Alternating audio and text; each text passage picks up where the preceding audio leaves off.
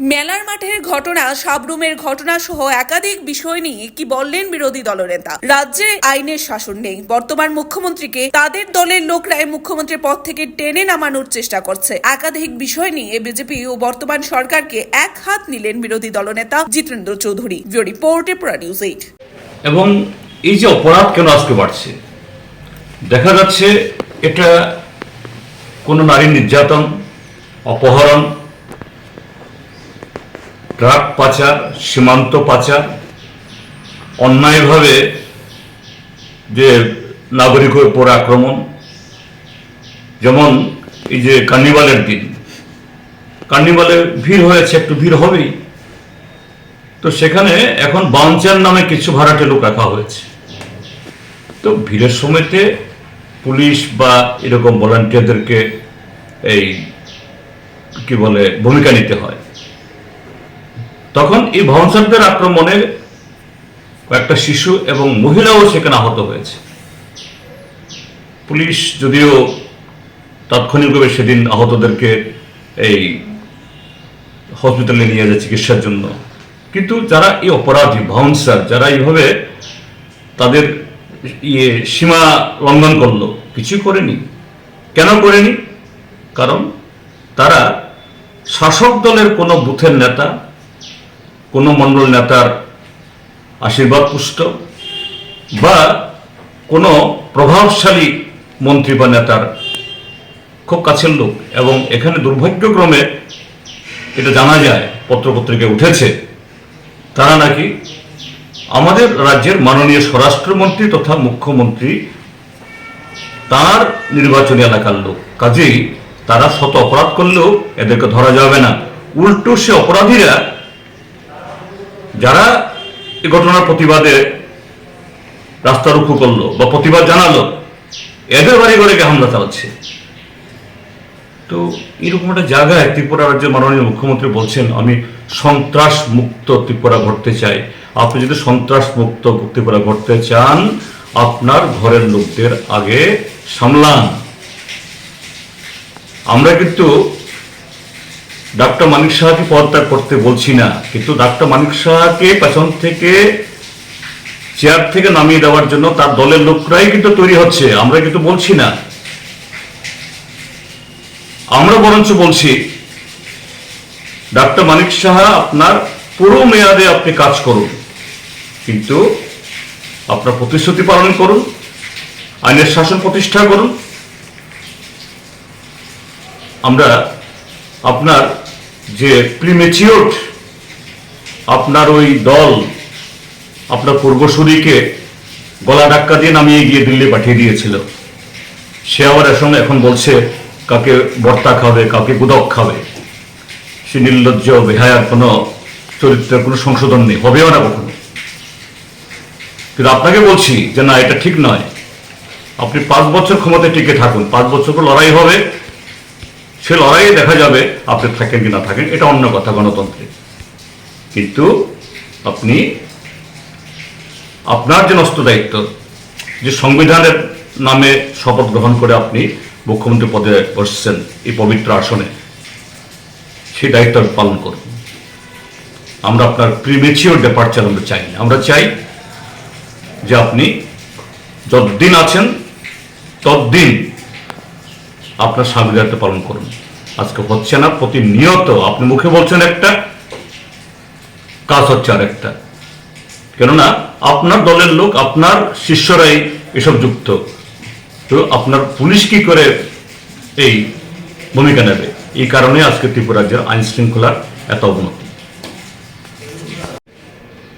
আমাদের এই রাজ্যটাকে BJP, IPFT এবং মথার তথাকথিত সুশাসনের যে যন্ত্রণা, সাধারণ মানুষের দৈনন্দিন জীবনে যেন অবিশ্বাস, এটা যেন আর শেষই হচ্ছে না, বরঞ্চ ক্রমশ বাড়ছে। এই যে শারদ উৎসব অর্থাৎ দুর্গোৎসব গেল, এবার সবাই লক্ষ্য করেছেন আগরতলা শহরে এবছর যে পুজো হয়েছে তা মানে উপলব্ধি করার আমাদের ত্রিপুরা রাজ্যের বিগত দিনের এই সময়ে তার সাথে যদি কেউ মেলান, বয়স্করা বা যুবকরাও যারা বিগত কয়েক বছর দেখেছেন, কেন একদিকে অভাব কাছে নেই, আরেকদিকে আইন শৃঙ্খলার চরম পরিণতি, নারীদের নেই, ইজ্জত নেই। এটা শুধু আগরতলা শহরের মধ্যে সীমাবদ্ধ না, সারা ত্রিপুরা রাজ্যের মধ্যেই এই অরাজকতা এটা অব্যাহত। এবং এখানে আমরা লক্ষ্য করেছি সেই যে মায়ের গমনের নামে এটা ওই ব্রাজিলের কার্নিভালের অনুকরণে কিছু একটা করে তাদেরই ব্যর্থতা ঢাকা দেওয়ার জন্য হাজারো চেষ্টা হলেও লক্ষ লক্ষ টাকা দিয়ে মন্ত্রীদের এই ছবি ছাপিয়ে প্যান্ডেলে রাস্তায় রাস্তায় এই ইয়েতে দিলেও, ছেটে দিলেও তো মানুষের মনের জ্বালা যন্ত্রণা এগুলো তো কমবে না। দেখেছেন এই কার্নিভালের পরদিন কিভাবে এই সন্ধ্যা রাতে দুইজন পুলিশ কনস্টেবলের সামনে, এই নয় যে টেলিফোন করে পুলিশকে আনতে হচ্ছে, সোশ্যাল মিডিয়াতে ভাইরাল হয়েছে একটা খুনি দোকানদার একজনকে খুন করছে, আর যেন পুলিশ অফিসার যেন শ্বশুর বাড়িতে শাশুড়ির হাতে গিয়ে দই মোয়া তুলে দিচ্ছেন, ঠিক তার বডি ল্যাঙ্গুয়েজ এরকম। একই ঘটনা গত 13 তারিখে সাবরুমের মনু থানা, সেখানে দুজন যুবককে চুরির মানে অভিযোগে ধরে এনেছে। এরকম অভিযোগ হলে থানা ধরেই আনবে, এটা কোনো অপরাধ নয়, কিন্তু তাদেরকে নৃশংসভাবে পিটিয়ে, তার মধ্যে বাদল ত্রিপুরা নামে 34-35 বছরের একজন তরতাজা যুবক গতকাল শেষ রাতে তার অকাল মৃত্যু ঘটে গেল। কি ধরনের নৃশংসতা! সেই গঙ্গার আংখল সোনামুড়ার যাত্রাপুর থানা না বক্সনগর থানা জানি না, সেখানে তাকে খুন করা হয়েছে শাসক দলের বদান্যতায়। সে গঙ্গার আংখলের খুনি একজনও ধরা পড়েনি, ধরা পড়লেও শাস্তি হয়নি। ঠিক তেমনি এই ইদানিং কালের মধ্যেই উদয়পুরের একজন শিক্ষক, তাকে ওইভাবে যে লকআপে নামারা হলেও শাসক দলের লোকরা মারল, লকআপে ঢুকিয়ে চিকিৎসা না করিয়ে তার অকাল মৃত্যু ঘটনা চিকিৎসকের। তার কদিন বাদে একই জেলা গোমতীর চেলাগাঙে একটা তফসিলের যুবক, তারও সে পরিণতি হলো।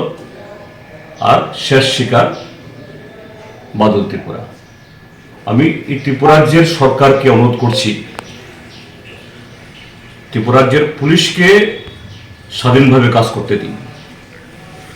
শাসক দলের এই কি বলে নির্দেশে, তাদের আদেশে চলতে গিয়ে আজকে পুলিশের এই দুর্দশা। এবং বাদল ত্রিপুরার ক্ষেত্রে তো শোনা যাচ্ছে সেখানে বিজেপির নেতারা গিয়ে মুহুর্মুহ গিয়ে চাপ দিচ্ছে তার বাবাকে, কেস তুলতে হবে। সরকার একটু আপনার সম্বিত ফেরান, নতুবা ত্রিপুরা রাজ্যের মানুষ কিন্তু ক্ষমা করবে না। আমি সারা রাজ্যের মানুষের বিবেকের কাছে আবেদন জানাচ্ছি, উঠে দাঁড়ান, জেগে উঠুন। এটা কোনো দলের প্রশ্ন না, পার্টির প্রশ্ন না, বিরোধী বা এই শাসক দলের প্রশ্ন না।